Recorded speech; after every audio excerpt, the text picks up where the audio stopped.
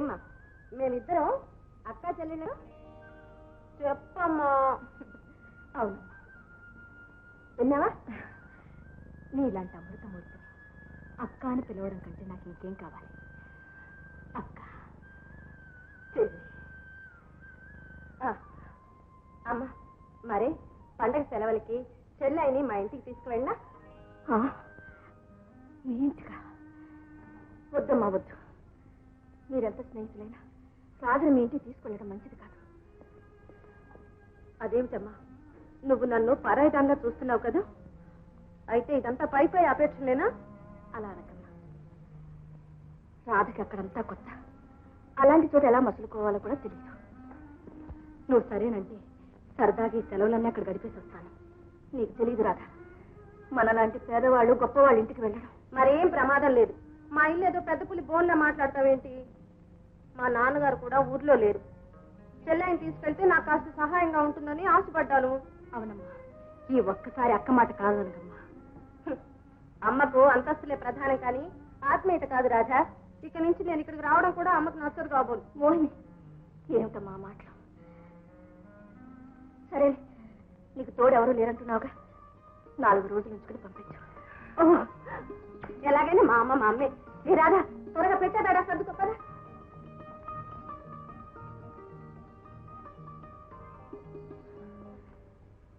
భగవంతుడా ఏమిటి పరీక్ష?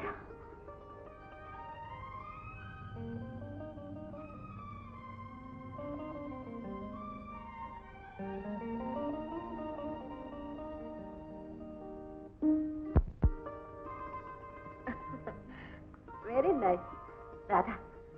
నేను ఈ చీరలో చూస్తుంటే నాకు ఎలా అనిపిస్తుందో తెలుసా? ఇట్లా చెప్తా.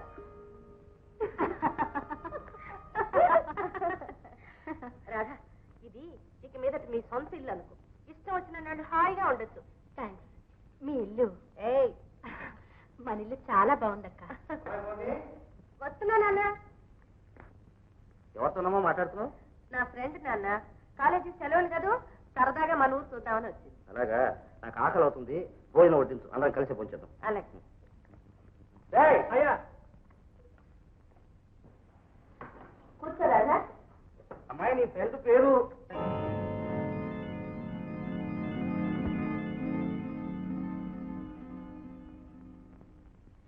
నాన్న ఈఎంఐ నాన్న నా ఫ్రెండ్. అరే అన్నట్టు మర్చిపోయాను, నీకు తెలుసుగా ఆ వేళ కాలేజీలో డాన్స్ చేసినందుకు నువ్వు ఘనంగా ప్రశంసించావే, ఆరాధే నాన్న. అదేమిటి నాన్న అందరం కలిసి భోంచేద్దాం అన్నావుగా? నాకు ఆకలి కాలేదు, మీరు భోంచేయండి. అమ్మాయి లేదా నా మీద నీకు ఏమాత్రం మర్యాద గౌరవం ఉన్నా ఆ అమ్మాయిని మన ఇంట్లోంచి వెంటనే పంపించి నా కోసం పనులు చూస్తాను.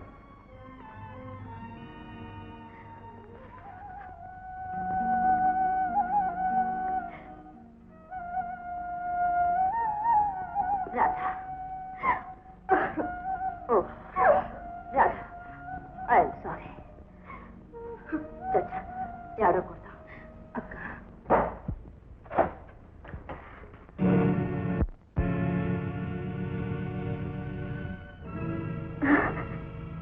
మీరా? అవును నేనే.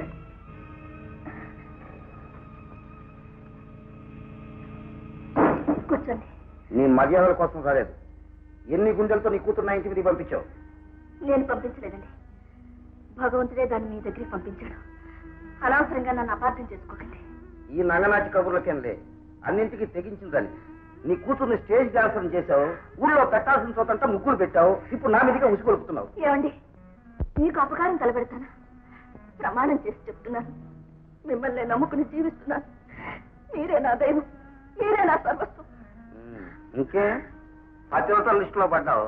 ఒక ఆమె కుష్ఠరోగి భర్తను పుట్లో పెట్టుకుని వెళ్ళింది, ఇంకొక ఆమె శవంబడి పరిగెత్తి 3 ప్రాణాలు తెచ్చుకుంది, మరొక ఆమె ఇనప ముక్కలు గుగ్గిలు చేసి పెట్టింది. మరి నువ్వేం చేస్తున్నావు? మూడి మీదే కత్తి చూసావు. భర్తకి ఇవ్వాలి, నలుగురిలో అల్లరి పెట్టాలి, బాగా సాధించాలని చెప్పి పన్నాగం పన్నావు. అవునా? నన్ను ఎందుకండి ఇలా అవమానిస్తారు? సాధించు నీ నాటకం. నీ కూతురు నా కూతురు దగ్గరికి పంపించి దాంతో స్నేహం చేయించి అసలు విషయం దానికి అందించాలని చెప్పి బ్రహ్మాండాలు పాచిక వేశావు. నా దగ్గర నీ ఎత్తులు ఇదిగో సెంట. నీ తల్లో జేజమ్మ కూడా నన్ను ఏం చేయలేదు. నువ్వు చెప్పే నిజానికి సాక్ష్యాలు లేవు. అల్లరి పట్టడం తప్ప. నేను పెద్ద మనుషులను ఎప్పుడో ప్రూవ్ అయిపోయింది. నీ తరఫున వకీలుగా సాక్షాత్తు బృహస్పతిని తెచ్చుకున్నా ఈ కేసులో నువ్వు నెగ్గలేవు. అర్థమైందే? నీ తక్కువ టమారాలకు లొంగే ఘటం కాదు. నేను 24 గంటలు నోటీస్ ఇస్తున్నాను. వెంటనే నీ కూతురు అక్కడి నుంచి పిలిపించు, లేదా అది నీకు దక్కదు. వస్తాను. నేను చెప్పాల్సింది చెప్పాను, తర్వాత నీ ఇష్టం.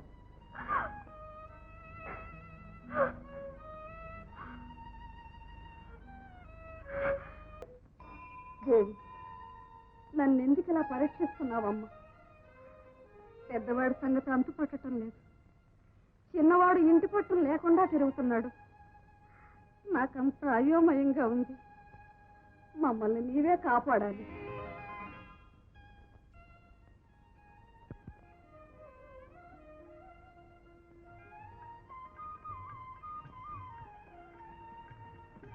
నమస్కారం అండి.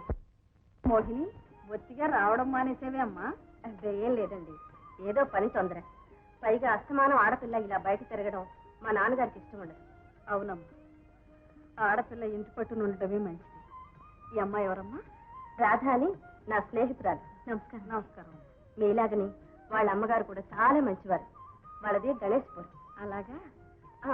అన్నట్టు మీరెప్పుడు నాకు తోడలేదు అంటుంటారు కదా. పోనీ 4 రోజులు ఈ అమ్మాయిని మీ ఇంట్లో ఉంచుకోకూడదు? మోహిని,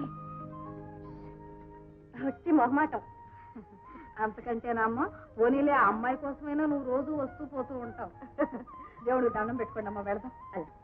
అదే తర్వాత అన్నీ చెప్తారా?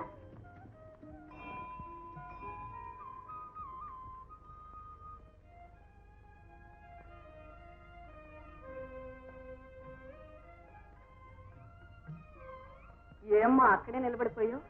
లోపలికి రామ్మా, కాస్త మనసు విప్పి మాట్లాడుకుందాం. మళ్ళీ ఇంకోసారి వస్తానండి. రాధ, వారికి మనశ్శాంతి కరువైంది. నువ్వు కొన్నాళ్ళు ఇక్కడ ఉంటే ఆనందిస్తాను. అంతగా ఉండలేకపోతే నాకు ఫోన్ చేయి, నేను వచ్చి తీసుకెళ్తానుగా.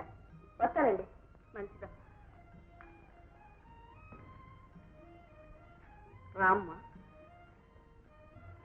ఇంత పెద్ద ఇంట్లో 2 ఆడకూడదు లేవు, నేను ఒక్కదాన్నే ఉన్నాను. అరమరకలు లేకుండా మసలుకో అమ్మా, ఇది నీ సొంత ఇల్లే అనుకో. వాడు మా పెద్ద అబ్బాయి మోహనమ్మ, వాడు మా చిన్న అబ్బాయి రాము. ఉండమ్మా, ఇది లోపల పెట్టేసి వస్తా.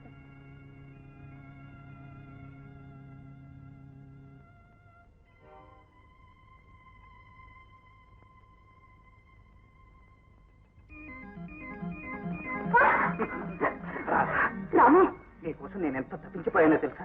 ఎన్ని ఉత్తరాలు రాశాను, ఎన్ని చోట్ల వెతికాను. అసలు ఇన్నాళ్ళు ఏమైపోయావు నువ్వు?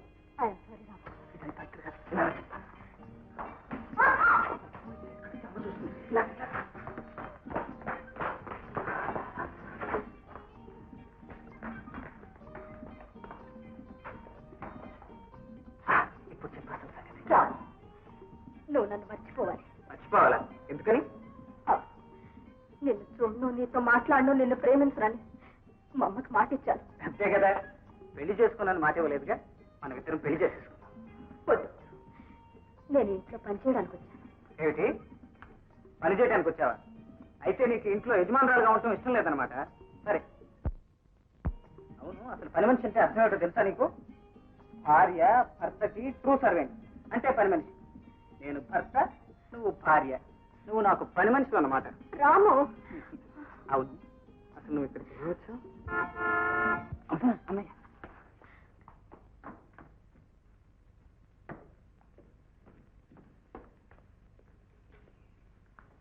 ఎవరికోసం వచ్చారు? నా పేరు రాధా. అమ్మగారు నేనే తీసుకొచ్చాను రా, నాకు సాయంగా ఉంటుందని. మన మోహిని లేదు, మోహిని స్నేహితురాలు. ఓహో, అయితే ఇక్కడ నిలబెట్టావే? బ్రతుకులు అలా అయిపోయాయి, అందుకు రాధ ఎలా బాధ్యురాలు అవుతుంది? బాధ్యతల మాట ఎలా ఉన్నా అసలు ఆ తల్లి కడుపున పుట్టడమే పాపం. నీళ్ల మీద రాసిన రాత అయినా చెరపొచ్చేమో గాని నుదుట రాసిన రాత చెరపడం ఆ బ్రహ్మదేవుడికి కూడా చేత కాదు. Wrong father, you're wrong. ఆ ముసలి బ్రహ్మ తప్పించలేకపోవచ్చు, కానీ అవతారం దాన్ని పూర్తిగా మార్చున్నది. అది నీ వల్ల ఏమవుతుంది కనిపించినా బొంచి కాదు నాన్న, మార్చి చూపిస్తాను. రాసం నాకు నచ్చింది, నేను ఆమెను పెళ్లి చేసుకుంటాను. అప్పుడు రాధ అదృష్టం దానంతదే మారిపోతుంది. ఇవాళ ఏసురించుకుంటున్న వాళ్ళే రేపు ఆమె నెత్తికెక్కించుకుంటారు. ఆఖరికి మీరు అంతే. రాధను నువ్వు అదే వాడు ఏదో అంటే ఎందుకంటే ఇదైపోతున్నా చూడమ్మా, రాధని వీడు పెళ్లి చేసుకుంటాడు. తప్పుడు ఆలోచనలు వీడు. ఇంతకాలం మీదేనా నా సహించాను, భరించాను. కానీ ఇది నా స్వదేశం. రాధ నాకు నచ్చింది. ఆమెకు నాకు ఈ పెళ్లి జరగడం ఖాయం. దీని ఎవరు ఆపలేదు. ఏమన్నావురా? ఒక్క క్షణం నా ఎదురుగా నిలబడ్డావంటే నీ రక్తం కళ చూస్తాను. పోయి సరే, అలాగే కళ్యాణ మండపంలో కలుద్దాం. వీలైతే ఆశీర్వదిస్తాడు. వస్తాను. తమ్ముడు నాన్న, తమ్ముడు వెళ్ళిపోతున్నాను నాన్న. వినమ్మా, ఎక్కడికి పోతాను? తమ్ముడు. అవును, రాజు ఇప్పుడు ఎక్కడ ఉందమ్మా? అన్నపూర్ణమ్మ గారికి తోడుగా ఉంటుందని అక్కడ వదిలిపెట్టాను. ఎక్కడి నుంచి మనకి ఎక్కడి నుంచి మనకి